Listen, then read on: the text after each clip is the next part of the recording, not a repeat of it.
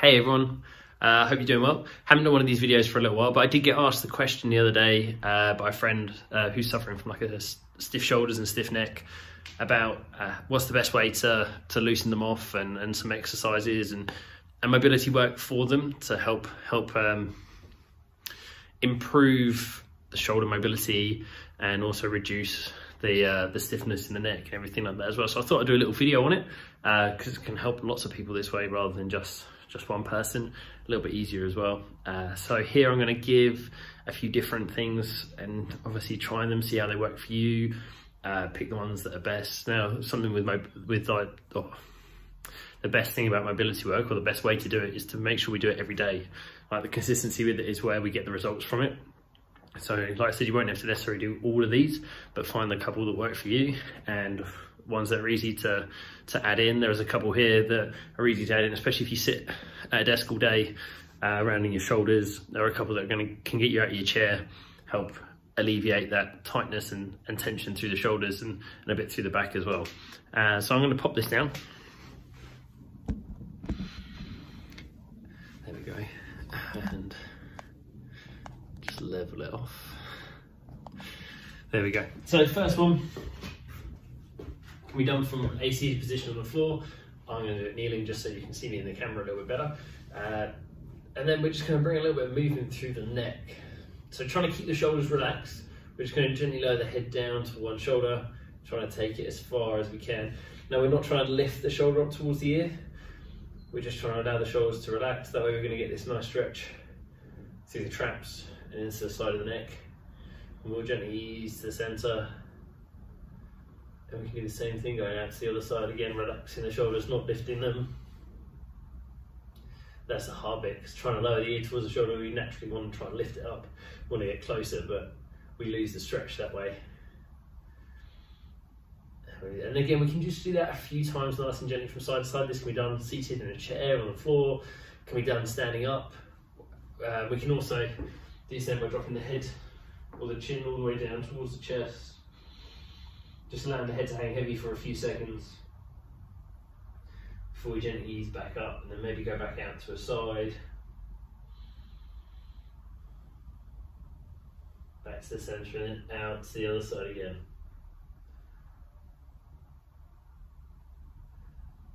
And then back to the centre, and we can drop the chin, back to the chest again. So again, you get the idea, we can just do that a few times in each direction. I'm just going to angle this camera down a little bit more for the next one. So the next one, we're going to come down onto all fours.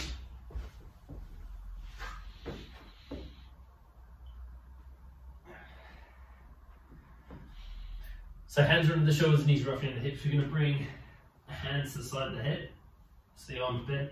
We're going to bring the elbow down towards the hand that's on the floor, and then we're going to lift, rotating, bringing the elbow up towards the ceiling.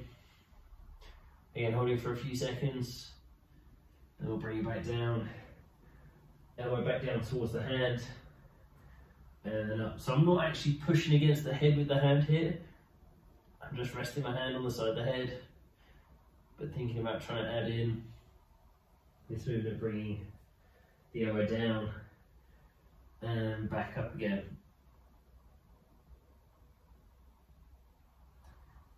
And after a few on that side, we can reset. And we can do the same thing on the other side. So again, bring the elbow down towards the hand, lifting up, rotating out, holding for a few seconds before we ease back down. And there we go again.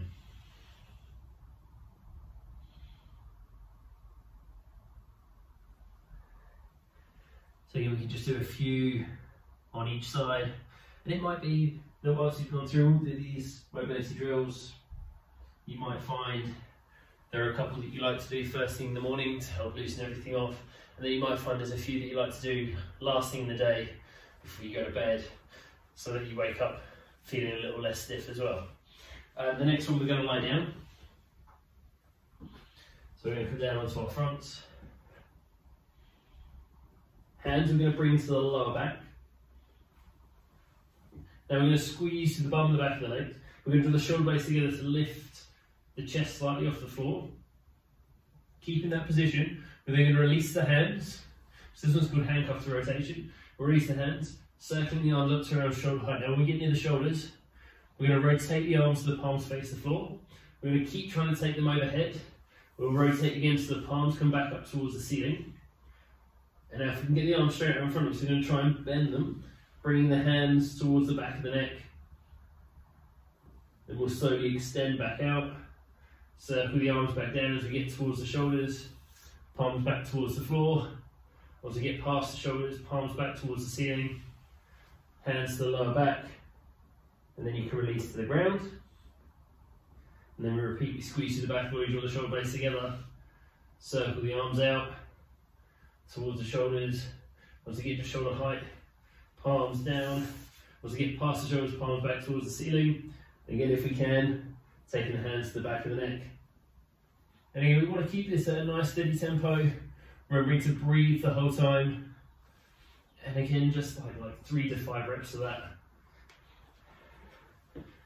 It's a tough one, but we're trying to keep that squeeze between the shoulder blades, circling the arms out, and then once you get to that shoulder height, that's where you're going to have to rotate them so you can turn them and take them higher.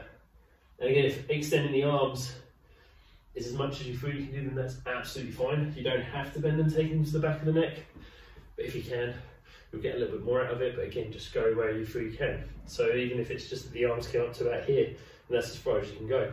Nothing wrong with that. The more we practice it, the easier it's going to become and the further you'll be able to go. So next up, I'm going to need to grab a prop for this one. I'll just re-angle the camera. So, my prop. A little bit of tubing. So this can be done with like a broom handle. You can do it with a band as well, depending on what you have available to you. But here we're going to do some shoulder dislocates. We're going to hold on, and it might be that you have to take the hands quite wide to start with. But again, just like with the shoulder with the handcuff to rotation, it doesn't matter how far you go with this. So we start with it in front of us at about hip height. Then we're going to lift it up, keeping the arms straight. We're going to take it overhead, and if this is as far as we can go, that's absolutely fine. And then we can bring it back down towards us. Now, once you've practiced this a few times, you might find that you can go a little bit further, taking the arms behind you. But again, you just go to where you feel your range is, and then eventually you'll get to a point where you feel you can take it all the way down behind you. Again, keep that nice strong brace, and then we slowly bring it back over. Now we want to keep it a smooth motion, so it's not we get to here and then forcing it down and staying on the way back. We stay nice and controlled all the way over, and then all the way back up. And again, we just do that a few times in each direction, going, like I said, going to where you feel you can, and then back in. Like I said, it might be that you have to start with your hands really wide, so you feel you can take it behind you, and then you might be able to gradually, after a while, bring the hands a little bit closer in together. But it all depends on you. We're all built slightly differently.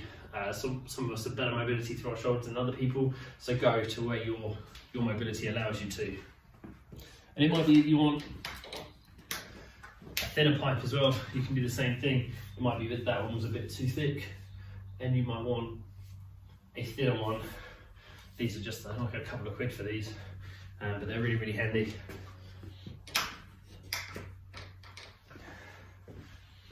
Next up we have, it's kind of a bit of yoga, but it's really, really good, again, for a bit of shoulder and spine mobility as well, to be fair. So we start in a down dog position. So here, hands comfortable distance apart, feet comfortable distance apart. So hips are up, there's a slight bend in the knee if you need it, heels can be lifted, we lift onto the toes, and we're going to roll our weight down and come up into an up dog. And then we can reverse it, or a cobra, it's also known as, drawing the shoulder blades back and together, squeezing to the back of the body. Then we go back towards the floor, pushing the hips back and up. And another option, if that felt a bit too much, we lower to the floor, we roll through, and we come into a bit of a smaller back bend, still drawing the shoulder blades back together, squeezing through the bum. And if that feels better than this larger one, the important bit there is as we come up into our crow burger, still really think about drawing the shoulder blades back, squeezing through the bum, squeezing through the back of the legs. And same when we're kind of in our down dog here, we're trying to push the chest towards the thighs, again, kind of drawing the shoulders together so we get a flat back. And it's just where you feel you can go with it. So yeah, that's another one. This one is one that you can probably do. Sorry, I feel like I'm going to lose this. There we go. You can do at your desk at work. You can get up every now and again and do this one. So this is going to be a standing reverse fly movement. Standing tall, feet comfortable distance apart, a little bit of a bend in the knees. We're going to tip forward from the hips. We want to keep a nice flat back though, so strong core brace. Let the arms hang. And we're going to draw the shoulder blades back and together. Then we're going to lift the arms up and out to shoulder height, still keeping that squeeze between the shoulder blades. If we can lift them a little higher, we'll do. Then we slowly come back in, hands just below the shoulders, and then you can relax the shoulders again. And then think about drawing the shoulder blades together, lifting the arms up and out.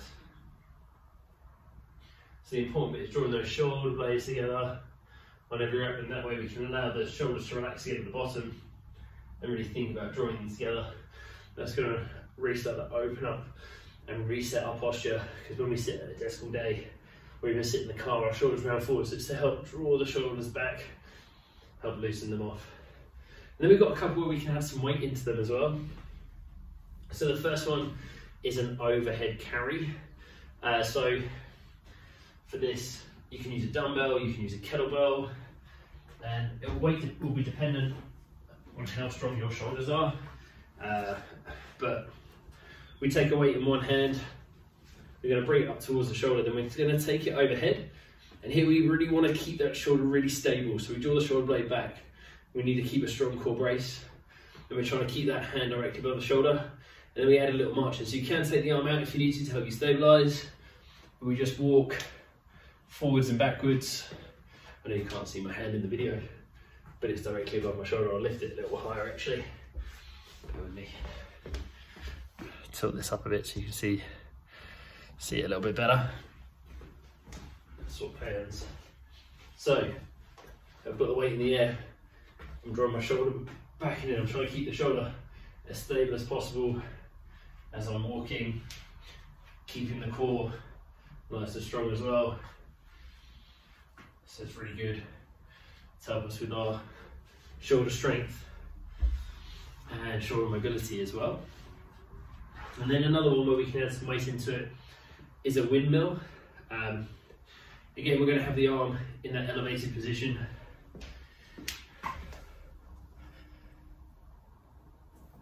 So again, need an electric one where I can do it by remote.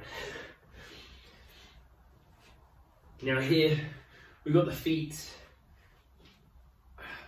quite, not overly wide, but a little bit wider than hip width apart. I'm going to take the weight into my left hand. So I've set up with my left toes in line with the middle of my right foot. So again, the feet are wide, but my toes are kind of in line with that foot. I'm going to take the weight up, take it into the air. Again, I want to really like pack the shoulder out. So I draw the shoulder blade in. My right hand I'm going to place on my leg, and I'm going to pivot, taking the hand down towards the foot, but keeping the left hand up in the air. So I'm reaching as far towards the floor as I feel like I can go, keeping that shoulder nice and stable, and then pushing back to the ceiling. So I'll turn a little bit sideways. So here the hips can push slightly back as I reach down towards the floor, but again I'm really focusing on keeping that shoulder as stable as possible. Again, you want to start off light with that. Really focus on keeping the shoulder still, and then reaching as far down towards that foot as you can. And then same on the other side, you set it up so the right toes are in line with about the middle of the left foot. The weight would go up in the air in the right hand, shoulder back, and then we'd reach down Now you can look up to the hand while you're doing it as well. That helps know how stable you're keeping it, or helps you maintain stability with it.